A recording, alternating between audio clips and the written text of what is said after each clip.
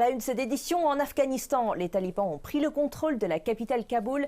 Les autorités américaines ont déclaré que le personnel de l'ambassade américaine avait été évacué en toute sécurité et se trouvait à présent à l'aéroport de Kaboul. Les rapports affirment que les talibans vont bientôt annoncer l'établissement d'un émirat islamique d'Afghanistan. Reportage depuis Kaboul et bien sûr tout à l'heure, on va en parler à l'instant avec Bouzassian, notre commentateur politique et économique de CGTN français. Mais d'abord le reportage. This is the first morning Kabul has already started under Taliban.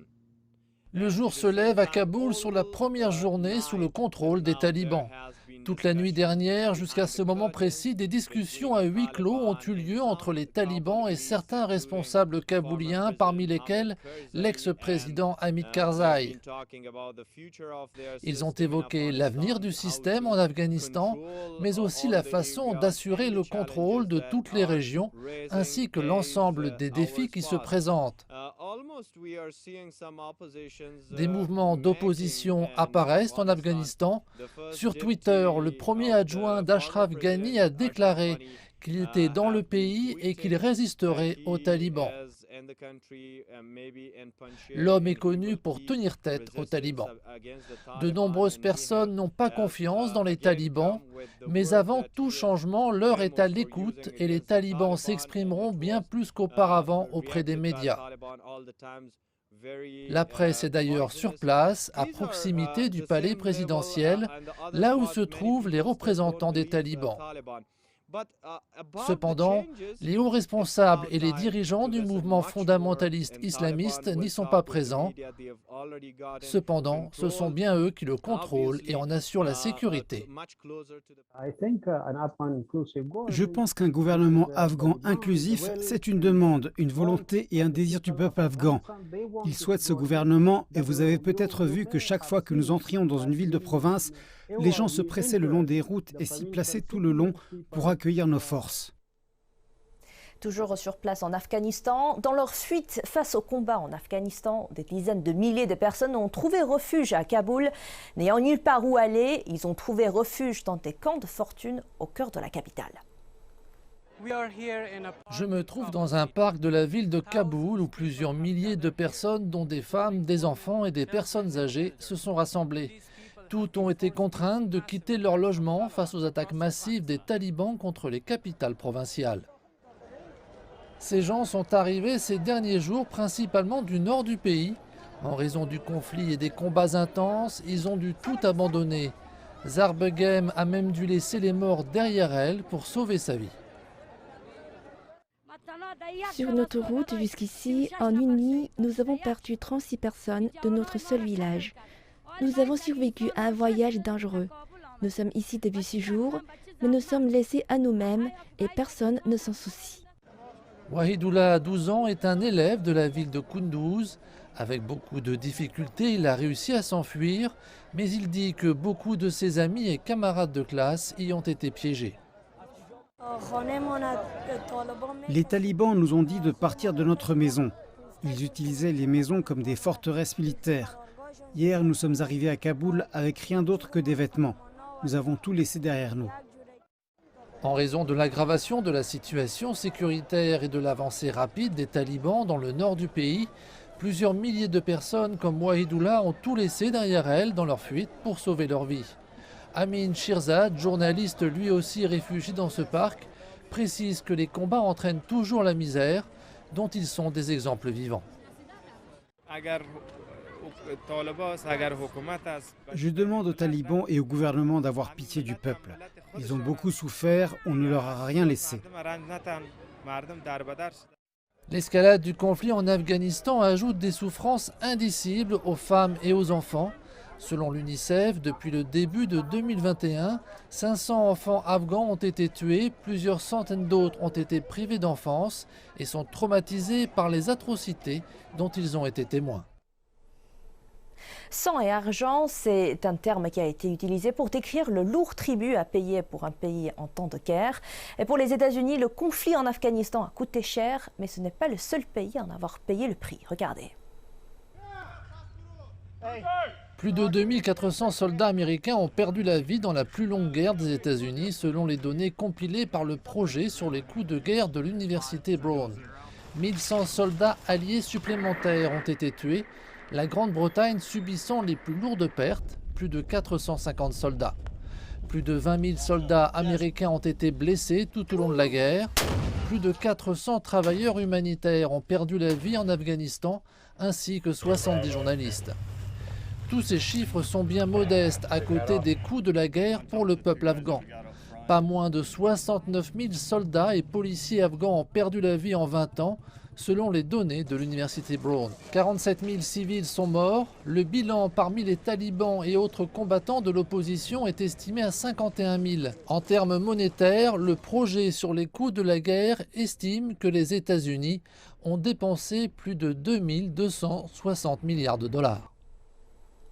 La Maison-Blanche a mis à jour son processus d'évacuation de l'Afghanistan. Dans une déclaration publiée dimanche soir, elle a affirmé qu'une série de mesures avait été adoptées pour le départ en sécurité du personnel américain et allié aux moyens de vol civil et militaire.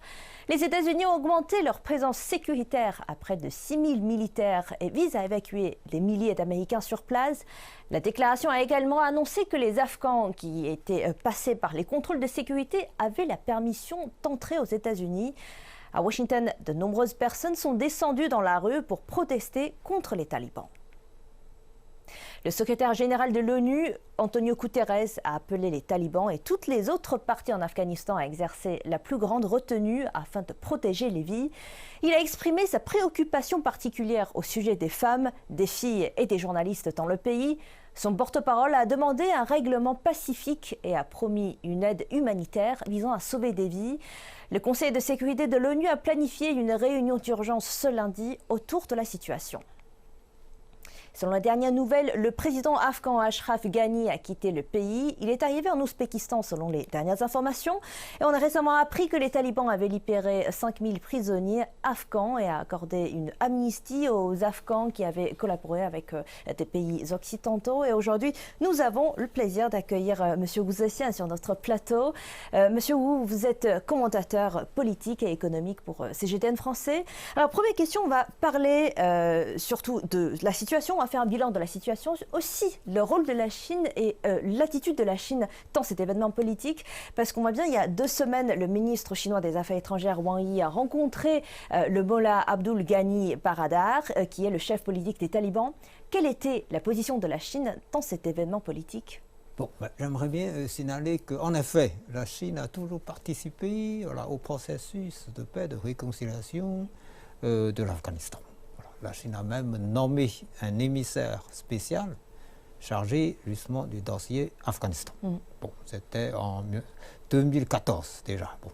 Il y a eu plusieurs mécanismes favorisant la réconciliation, la négociation entre les différentes fractions politiques et militaires de l'Afghanistan. La Chine participe à tous ces mécanismes. La réunion quadripartite qui a lieu toujours à Doha. Voilà. Et puis, il y a aussi une conférence au niveau des ministres des Affaires étrangères, initiée par la Turquie, par exemple, concernant le dossier afghan. Et puis, c'est vrai, vous avez signalé un événement important, c'est qu'il y a peu de temps, notre ministre des Affaires étrangères a reçu à Tianjin un représentant de haut rang, des talibans, pour justement parler des relations entre la Chine et l'Afghanistan. Bon, alors qu'est-ce qu'on a dit au cours de l'entretien entre les deux personnalités? C'est très important. Écoutez bien, j'aimerais bien reciter ce que le ministre Wang Yi a dit. Alors, il a dit, la Chine, c'est le plus grand pays voisin de l'Afghanistan. La Chine respecte toujours la souveraineté, l'indépendance et l'intégrité territoriale de l'Afghanistan. La Chine s'en tient toujours à sa politique de non-ingérence dans les affaires intérieures des autres, en l'occurrence ici, dans les affaires afghanes. La Chine applique toujours une politique amicale vis-à-vis de tous les Afghans. Alors, pour la Chine, l'Afghanistan appartient au peuple afghan. L'avenir et le sort de l'Afghanistan doit rester aux mains des Afghans. Voilà. Et pour la Chine, nous voulons voir un Afghanistan qui retrouve la paix, la réconciliation et qui commence la reconstruction. Bon. Alors, Monsieur le ministre Wang Yi a bien dit ceci aussi, les talibans constituent une force décisive sur le plan politique et militaire dans le pays. Bon.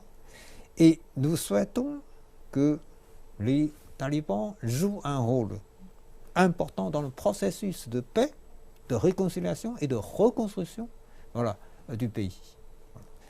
Et nous souhaitons que les talibans tiennent compte des intérêts fondamentaux du pays et de la nation, et brandissent toujours le drapeau de négociation, fixent comme objectif la paix dans le pays, affichent une image positive, appliquent une politique inclusive dans le pays et travaillent avec toutes les communautés confessionnelles et ethniques du pays pour appliquer effectivement le principe de gouverner le pays par le peuple afghan, avec une structure politique largement inclusive qui doit être acceptée par tous les Afghans et qui répond à la réalité afghane. Bon, donc pour nous, tout ce que nous souhaitons, c'est de voir l'Afghanistan retrouver la paix, de voir le peuple afghan retrouver la paix, retrouver la vie normale, de ne plus souffrir de cette guerre qui a duré si longtemps, de ne plus voir des milliers et des milliers d'Afghans mourir pour rien. Donc là, c'était l'attitude de la Chine et aussi le rôle de la Chine dans cette affaire au début. Là, vous avez cité par exemple ce qu'a dit le ministre des Affaires étrangères Wang Yi. Mais justement, aujourd'hui, il y a beaucoup aujourd'hui, je veux dire, depuis 2-3 jours, avec la prise de Kaboul, beaucoup de médias sont en train de discuter. Est-ce que, par exemple, le droit des femmes sont-ils en danger? Est-ce que le droit des enfants sont-ils en danger? Est-ce que c'est le cas? Comment est-ce que vous voyez la situation en effet, c'est un sujet qui préoccupe la communauté internationale. Bon, alors justement au cours de cet entretien, le haut représentant des talibans, lors de son entretien avec le ministre Wang Yi, a bien dit ceci. J'aimerais bien d'abord réciter ce qu'il a dit à l'égard de la position de la Chine, et puis à l'égard de ce sujet particulier. Bon, d'abord, à l'égard de la Chine, qu'est-ce qu'il a dit? Il a dit la Chine est toujours un bon ami du peuple afghan qui a la confiance en la Chine. Voilà. Ça, c'est déjà un. Les talibans apprécient le rôle positif et impartial de la Chine lors du processus, au cours du processus de réconciliation et de la paix de l'Afghanistan. Alors, les talibans, il a dit, les talibans sont sincères, sont parfaitement sincères à propos de la réalisation de la paix dans le pays. Il a bien dit ceci au ministre Wang Yi.